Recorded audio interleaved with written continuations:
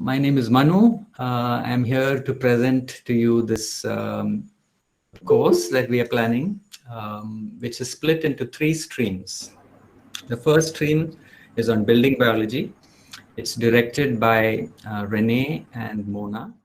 I'll be presenting the regenerative architecture stream, and there is a third stream on natural building, presented by Sarin from Sacred Groves and also Sai Gautam from Bamboo U, Indonesia. I'm very happy that all of you could join. We are going to actually share very brief snippets of each stream so you can get an idea of what we are planning. So I'll take a dive into regenerative architectures to start. Good. So this is the basic framework that we work with for regenerative architectural design. And here you can see at the bottom, conventional practice, which is cement, steel, glass, and aluminum. And just right on top is green building, which is all what we see in the name of environmental building, which includes green products and green services in the marketplace, the green rating systems, Indian Green Building Council, the US Green Building Council, all of that is here. There are some relative improvements to the conventional practice, but it's still not sustainable. Now, sustainability is what has been defined by the United Nations Environment Program. It's a neutral point of not doing any damage to nature. We will get into the details of all this in the course. But what we really want to move people and architecture is from the lower segment, which is mostly a degenerating system, to the higher segment, which is a regenerating system, which is restorative, reconciliatory, and regenerative. So all 3 aspects, restoration, reconciliation, and regeneration, is intrinsic to natural systems. And so we're really talking of a big quantum leap from green building to regenerative building. Now, this has been the talk of the environmental ecological building movement all over the world. So coming back to this graph, we're really talking of this quantum leap. And here I want to illustrate this whole dichotomy with the termite problem. It's a central problem vexing a lot of architects and a lot of home owners and home users. So it's an interesting topic to start with. So in termite problem, we typically start with this, you see this termite mound, and in conventional thinking, the first response to this, supposing you have this on your site and you're planning to build your house next to it, the first response that you may have is to destroy it. And you call in the people, you call in the digger, the JCB or whatever, and you pull it down. But then still, even after you do this, a few years down, you'll see your house is becoming infested. And then you call in the experts. There's a whole range of experts who deal with termite solutions and all kinds of discounts out there. The bottom left one is the most toxic, which is Bayer and Dow Chemicals. They deal with a chemical called chlorpyrifos. And this chemical has been indicted in more than 20,000 cases of poisoning of babies in Europe and America. And there have been court cases going on. The companies have withdrawn this chemical from the shelf, but they're selling this chemical in India as safe for human beings all over the place. There's new technologies like these termite baits. Now, the termite baits are very interesting. It all looks like it's very harmless, but inside is a potent nerve toxin. And this whole kit cost about $5,000 or something. So it's a bit of a scam, the whole thing. And then when it comes to green building has a way of addressing it with herbal solutions, herbal oils, and all of that.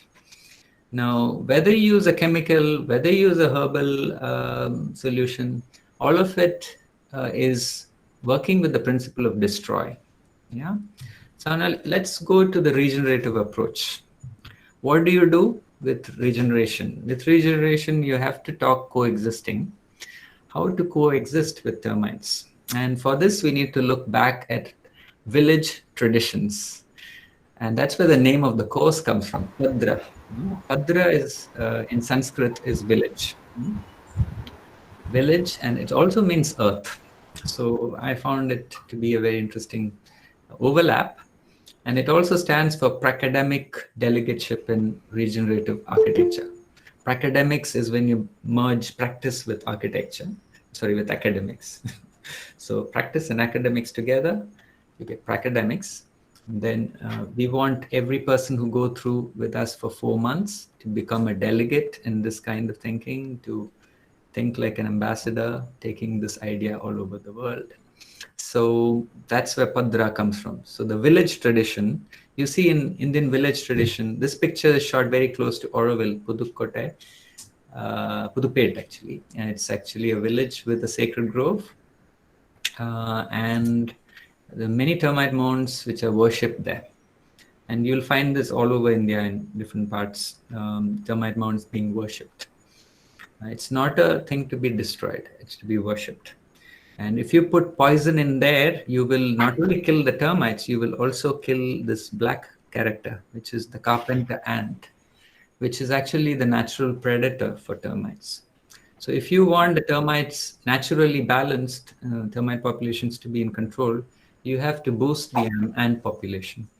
And if you put poison in the soil, you're going to kill all the ants as well. And the termites are masters of being resistant to a lot of pesticides because their life cycle is short.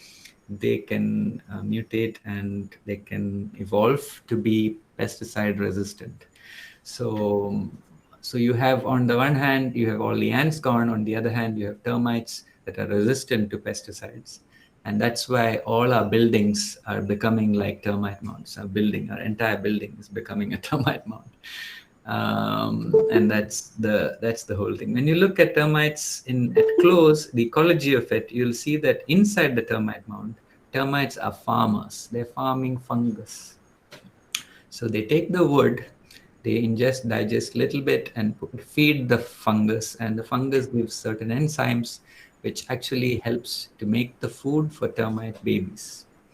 So this is a very interesting thing. So if you look at termites as farmers, you have a whole new respect for them. They're not dangerous critters anymore. And the way to preserve the ant-termite balance is to have wild places on every site. So sacred groves, it's actually a tradition also in villages to have a little patch of forest in every rural area, little patches of forest that preserve the local biodiversity, keep the ecological balance, and treat animals with respect. So including snakes. So no killing snakes, no killing termites. So this is the old Indian way. So if you go with this, you'll understand that the termite problem is not really a termite problem. It's actually a human problem. It's a problem in our heads. The way we look at things, our attitudes to animals and nature, and how we plan our whole life around control and domination of nature. And what we need to do in this quantum leap is to move from control and domination of nature to respect and regeneration of nature. Respect and regeneration of nature. So control to respect. So this is the quantum leap, and this can be simply done here. And that's why I feel 4 months is good enough time for people to make that shift inside the head. And at the end, you have to find meaningful ways of implementing it in a real project. And that's part of the goal of this course, is to actually implement on a small scale the whole learning that you gain in the 4 months. So thank you very much for listening to me. This is, in short, what I had to talk about. I'm going to stop sharing my screen and go back to the group. I'd like to invite Mona now to talk briefly about building biology. And Mona is there. She's an architect, Hi. architect, running Studio Naksh. Yeah. So she's going to Yeah. go for me. Thank you. Okay. Yeah. Thank you, Manu. I'll just start sharing. Let me just see how it works.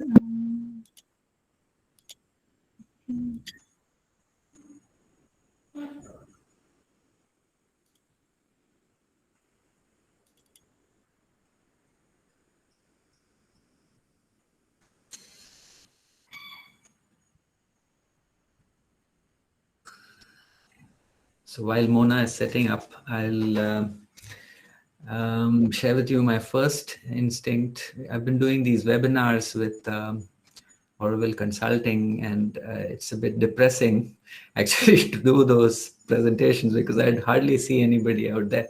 I'm looking at my presentation and I'm just yapping away. But now at least I can see so many people. So nice. Mona, yes, now your slide is up. Okay, I think, can you all see the screen? Yeah. Okay. Hi. So good evening, and thank you for taking the time to be here in this introductory session. So Rene and I, we are going to handle the 4 months course on building biology. Like Manu said, I'm a practicing architect in Oroville, and I studied building biology in Germany about 30 years ago now.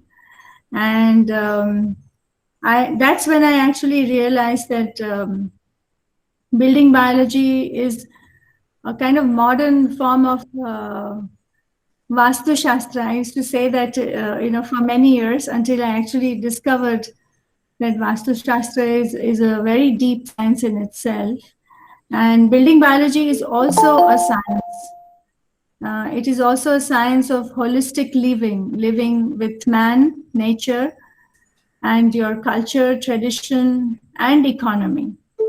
And I think the last part is very important because we cannot think, in isolation. We have to think with, what it means in the global, context, in terms of economy, in terms of culture and tradition. So this little slide that I have prepared, which talks about building culture and architecture, but it kind of takes off on the principles of building biology.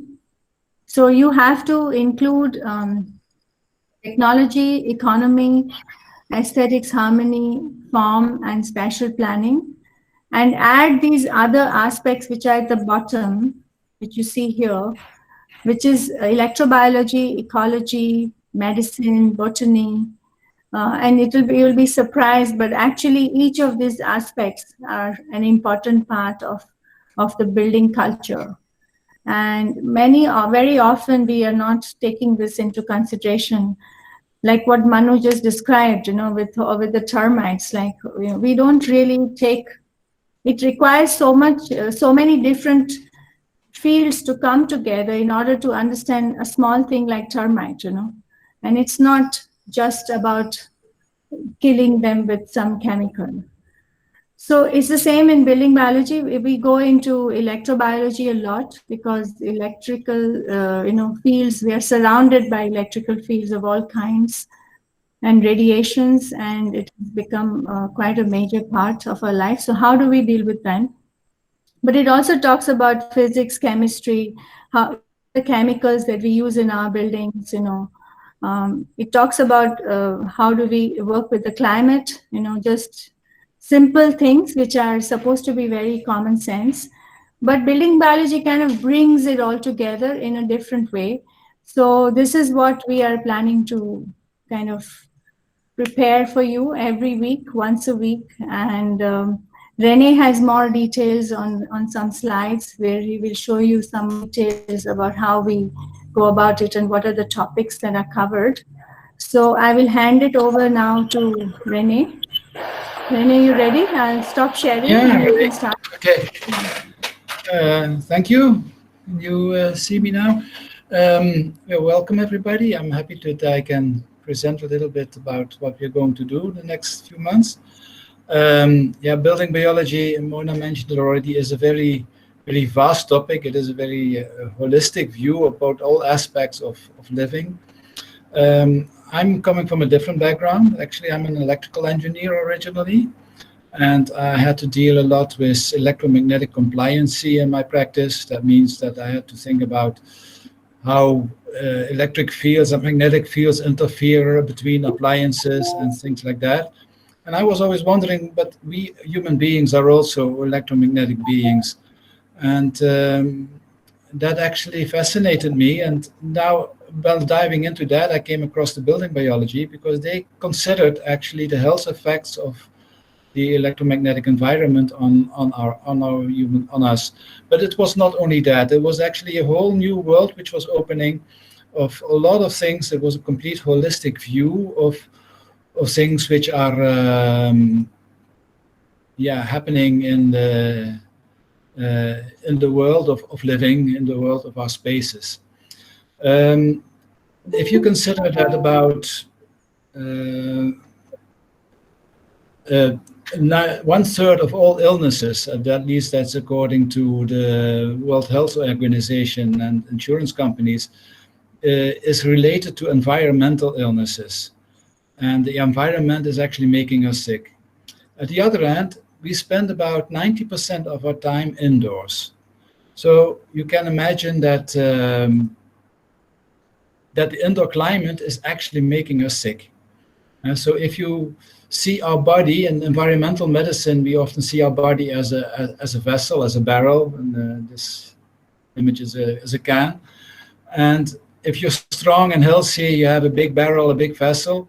But throughout the day and all the time, we are adding actually toxins to our body. They come from this is representing the air pollution, which is often around, especially in indoor climates. There's a lot of air pollution. There's electromagnetic pollution, but also biological pollutants are there. Think about bacteria, fungi, viruses, of course. There's a lot of noise around us, but also stress in our way of living that actually causes us a lot of stress. And all these can be considered as toxins. And as long as this barrel isn't running over, there's no problem. But the moment it's running over, then a lot of symptoms might appear. Sometimes it's not so serious, but at least it brings down the quality of life.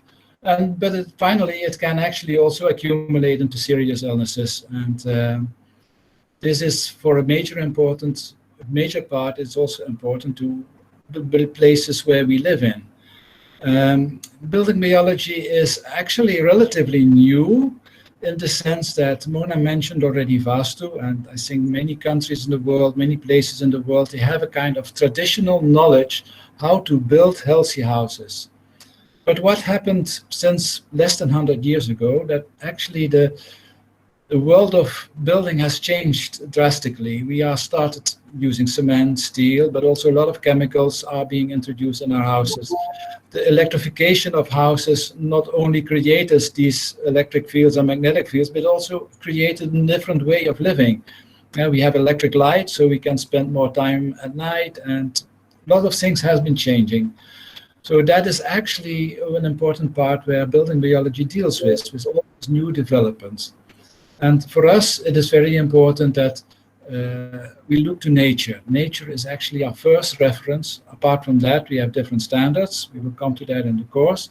But the major standard is nature. See how we can create a living environment as natural as possible.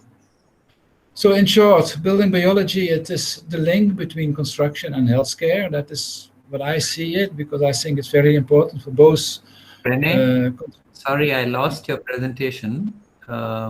Does everybody have access to the presentation? I can't see the slide. I think Manu, you have to pin it actually, and someone else has presented in between. Oh, okay, that's why. Okay, now it's fine. Okay, it's fine. Okay. was I think it's very important that construction people practicing construction techniques, architects, builders, homeowners, whoever is interested in building, but also healthcare should actually know a bit about building biology. Anyhow, what do we learn in this course? Major thing is, of course, how to recognize the sources of indoor pollution. Sometimes it's pretty obvious, but there are also many sources which are hidden or unknown for us. And of course, what can we do about it to create healthy spaces? And therefore, we differentiate clearly in designing new spaces, but also how to deal with renovation of existing spaces, because many buildings which are now there are actually making us sick. And I'm sure you have heard about sick building syndrome or so, but there are many aspects, people getting allergic for chemicals, for becoming electro-hypersensitive. There is a lot to talk about that. So that is also about an important part of it. Well, in short, building biology, it is all about creating healthy buildings, natural living spaces, a living space low in risk factors, but promoting life, vitality, and regeneration. But you will learn a lot more if you join the course, because this is very brief and it is a very broad and wide subject. But I hope it gives you a little bit the introduction about where building biology is about. Thank you for listening. And then I think that now it's the time for Sarin to talk about the third stream, which is natural building. Okay, thank you for your attention. Thank you, Rene. Rene, you have to exit. Yeah, now I'm out. Okay.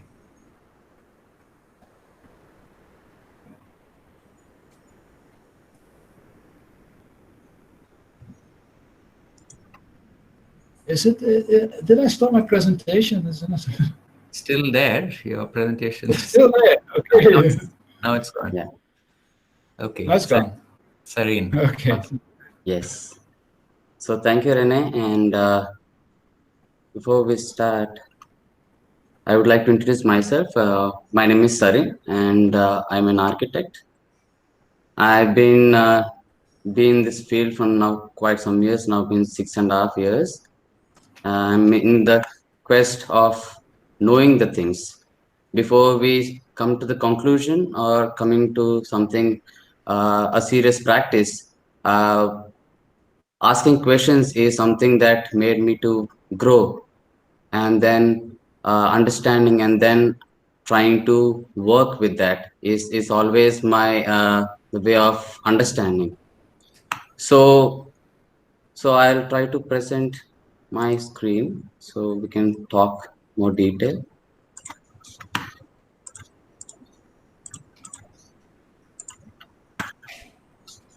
So everybody can see the screen? Yes, we can see you. Yes. So this is the questions I often ask myself to know myself and also the practice which I'm trying to do.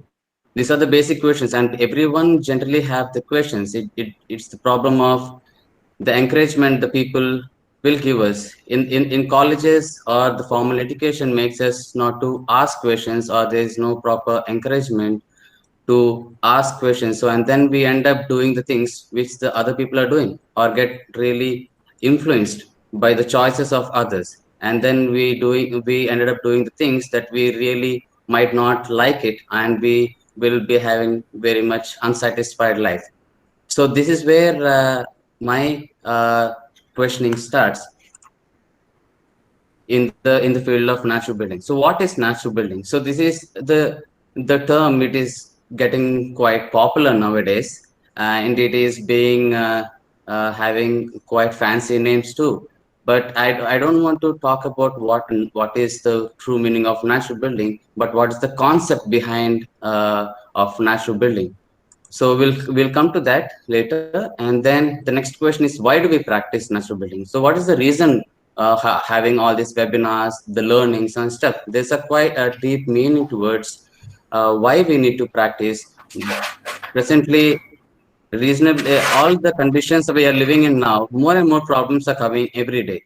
So all the architects have generally till now are practicing without knowing the real effects of it, by taking as very much granted all the resources being there in the planet. Everyone thinks everything is for free, but once it affects the humans, then we realize that this is something very serious, and then we start questioning.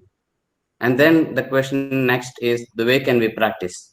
So this is also a quite interesting thing, because a lot of people ask or try to believe that this kind of natural building particularly belongs to one kind of region, or kind of some kind of regional architecture. But when we look at the past, and also when people have settled all over the world, everyone started working with the local materials, the main local material which is under the feet, which is the mud. So we quite often not realize this and try to use something else which benefit the industries in return. And then next is, when can we practice natural building? So this is also very interesting thing, because this is the thing I realized very late. We started thinking of, okay, we can practice this kind of practice anytime during the year. So this is not true, because in the past, when we look at, we had several particular seasons that we built. So when we do that, we really have a certain type of efficiency in that, and we can save a lot of energy and the cost. And who can participate? So this is where it comes to really the thing of the architects. This is the architect's profession and the builder's way of building it. So, but when you look at in the rural areas, there's no such kind of profession, and everyone knows how to build it. So how can we really take the ownership of that to from one own profession to everyone's in the daily life? And then next question is how. This how is something that we can really need to look at, because the natural building is in completely in depth, and that we will be discussing more detail in coming workshop and webinar series. So when we do that, we'll try to really understand how can we really do natural building. And then coming to a very brief about what is natural building. So designing and building with traditional materials, and that addresses climate, geological, social, cultural expressions, which in terms creates no harm to the environment, non-humankind. And it also creates a perfect balance and harmony to the ecosystem. And once we really practice this, I realized myself, I have a special connection to the building rather than just build and then live. And also by looking at this picture, one's own belief that when we think of mud, we really have the imagination of this setup, the rural setup, where in time people have to repair, it's going to fall, unsafe. These are the general questions that people have. But once we see a modern way of looking at it, so how can these materials, the same materials which is in rural, how can we work with and achieve this kind of simple and very beautiful buildings? And how we dream and how can we make it reality? It's all up to us. And then this is the picture I would like to show. And people often wanted really, okay, someday I'm going to live in this kind of setup or this kind of environment. So everyone wanted to be in this, but it's only someday. Why can't we do this every day? Why can't we have this experience every day to get this kind of feel and experience? Once we are in this setup, our one's own experiences will really power, and then we really feel really good about it, and our own experiences will make us to grow further. And by this, I think I'll end up. And also in the workshop, we'll be looking at how can really achieve this by discussing more in depth of looking each material, mud, lime, bamboo, and also the finished level. So yeah, we'll be having a series of presentations and also demos, and also we'll be doing with hands too. So then maybe we might look at this kind of practice from one's own perspective. Thank you. So thank you, Sarin, for that very interesting introduction to natural building. What the person we are missing is Sai Gautam. I think he's here in the discussion. Is there something you want to add? Is Sai here in the meeting? Yeah, Manu, I am here. Okay, so would you like to add anything to what Sarin has said about natural building? Sai is going to focus on bamboo from Bali. You're in Bali right now, right? Can you show us Yeah. the background, Gautam? Your image. Oh, one Yeah. minute. Then we might understand the setup.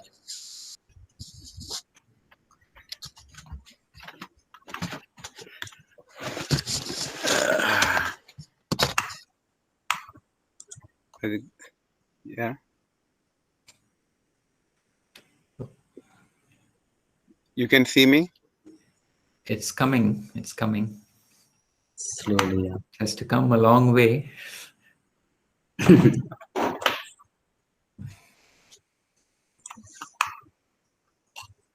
It's showing a cross sign with the camera. It's not showing anything else to me. Anyway, it's okay. You can talk and add anything. Is there something you want to add? Yeah.